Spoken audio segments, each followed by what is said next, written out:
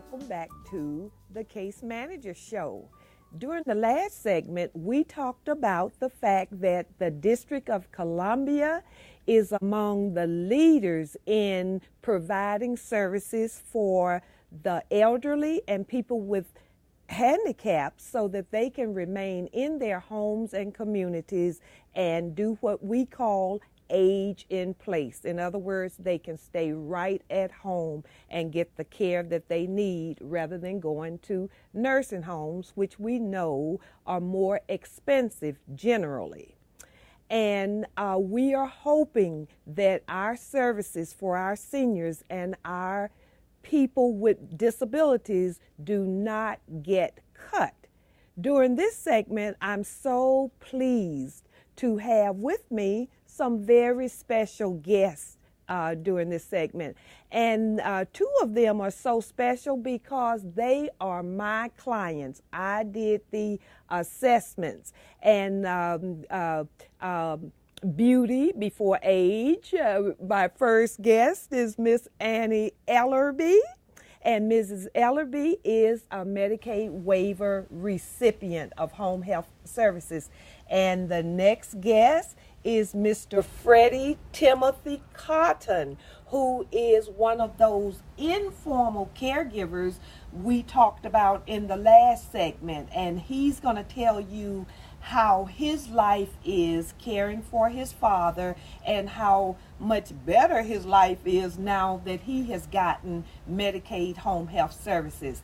And I have an entrepreneur at the table who provides cleaning services for the elderly and people with disabilities. And this is so important, and his service is so unique because many times our elderly, sometimes they have what we call hoarding behaviors, where they just collect over the years, and they don't throw away anything. And then one day they wake up and all of this stuff, clutter, has just literally taken over their homes. And this can be dangerous as well with so much junk or clutter in one's home, because you can actually fall and hurt yourself, or I've even heard of people getting covered up and smothered under so much stuff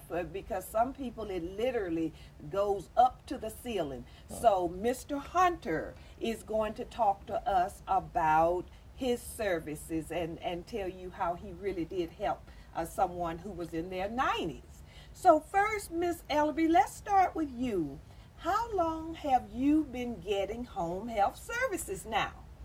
2 years. 2 years? Yes. And how has it been? How was it before you got your home health aid, and how is it now that you have it? Well, it's much better now, because before, I wasn't able to do anything because I had an operation on my arm, and I wasn't able to do anything. So I was so happy to get this help, Yes, ma'am. Mm-hmm. What does your aide do for you? Well, she comes in and she helps me with my breakfast.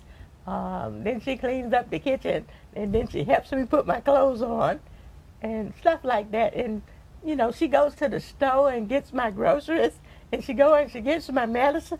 Oh, that's a big help, Yes, ma'am. Sometimes I don't feel like going, Yeah, we go to the doctor, we go on the bus, and she goes along with me, Yes, ma'am. And then you need a little help in the doctor's office, like putting your socks and your shoes on. Depends on what you're going for. Yes, You're ma'am. going for your feet. Yes, ma'am. And, in the doctor's office, you got to take your jacket off to get your blood pressure taken and all that. So it's a big help, and I really appreciate it, too. Yes, ma'am. So you would be someone who would say to the government, please don't cut our services. That's right. That's right.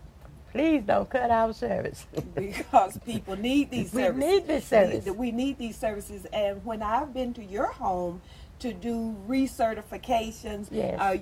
Your home is just kept immaculate. Yes. And I am glad to see that your home health aide helps you to Yes. keep your home tidy. Yes. And I know you like a nice clean I place. do.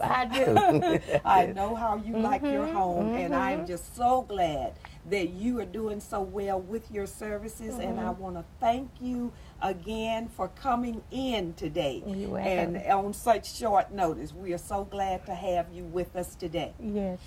My next guest is Mr. Cotton. And Mr. Cotton received services for his father only a couple of months ago. Is that right? That is correct. So tell us a little bit about your experience as a caregiver before you got the service and now that you have the service. Well, I live next door to my dad, and very difficult is the task of taking care of someone who is elderly. Many who have not done that may not really understand all that is involved in it. I myself do understand, and I find myself that I would be exhausted and tired, and maybe oftentimes not even really wanting to do any other things besides that. Sure. It kind of engulfs everything that you do. It does. Well, I had taken him, he had been taken to the hospital because he'd had a mini stroke, and he had been at the hospital, and once they brought him back home in an ambulance, I was standing there on the porch waiting for them to bring him up the stairs. And I'm just wondering, my God, how am I going to take care of this man now? How old is your father? Well, he is about to turn 87 years old in May. Okay. And, coupled with his age Yes. and dementia Yes. and other issues, Yes. it had grown even more difficult. While they were bringing him back up the stairs into the home, I'm just saying, my God, how am I going to take care of this man now? And then just suddenly, a vehicle pulled down the street, and it had a lady got out of the car who we both recognized, he and I, as being a woman named Melva Mead from a program called Seaberry. A wonderful case manager and social worker. She's Mead excellent. Is. Yes, she is. And she got out of the car, recognizing both of us, and asking, is he coming in or is he going out? I said, well, they're just bringing him back from the hospital. She says, well, once he gets situated, then how about you and I have a talk? So we did, and she provided me with a booklet. Yes. That included many services in it, most of which I had never been aware of. Right. And then in reading that, I discovered that there was a person's name in there and a brief description as to what the service is that could be provided. And it was this wonderful woman that's sitting in front of me right now, Miss Shirley Tabb. And in my despair and my exhaustion, my tiredness, I looked through the book and I called. And it was just like a breath of fresh air speaking with you at that time. I'm glad to have been able to help. And you came by very quickly the next day. And from the moment that you entered into our home, things tended to get better right then and there. I felt a calming come over me, and I knew that things were going to be okay. Things would be okay. Well, thank you. I'm very glad that you were able to come, and they are saying that we are short on time here, so I'm going to get to Mr. Hunter. Can you tell us just right quickly, give us a summarization of your services, and I'm going to have you all back on the show so we can get dialogue even more than we have today about this, because I want to hear more about your stories. But just quickly, what do you do in your services that other people don't do? Okay. In my services, we actually transform lives through the process of intensive cleaning. We provide services to the assisted living agencies, for particularly their caseworkers. Oh, wow. When they have a caseworker who's dispatched to provide care for one of their clients. Yes. And they'll get to the job site, and they'll find that their environment is unlivable. Mm-hmm. Yes, I've seen that hoarding. Hoarding. One case, we had a 90-year-old gentleman who had been smoking in his house for 45 years. Wow. And it was a live-in job for the caseworker. Yes. And she actually rejected the work site until the place was properly cleaned with a professional cleaning company. I'm sure. So what we do is we go in and we do the intensive cleaning from ceiling to wall, floor to floor. Every single item in the house gets a thorough cleaning, including the air. And when we finish the job, the caseworker was actually able to stay and provide care. And the joke was actually with the owner, the person who was getting the care, Yes. was, who's going to make you happy now that he's gone?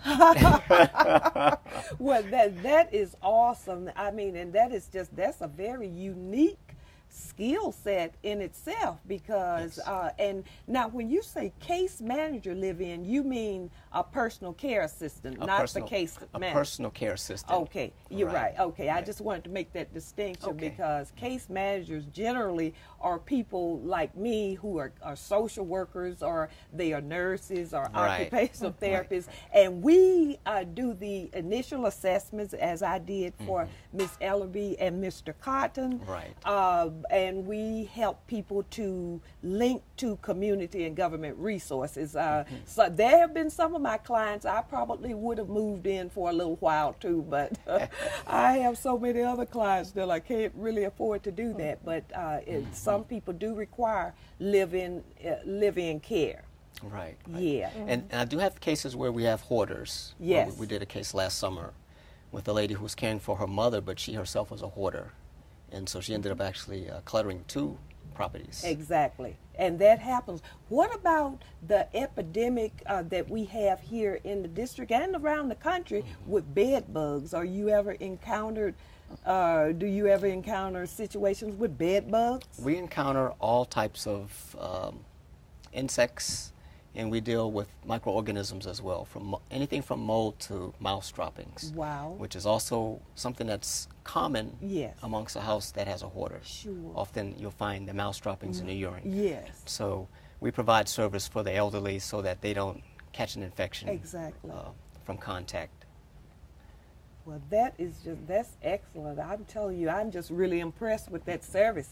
And again, Miss Ellerby, Mr. Cotton, and Mr. Hunter, you have been fabulous guests today, and I so much appreciate you for coming in, and I'm so glad to know that your father is doing better with care now.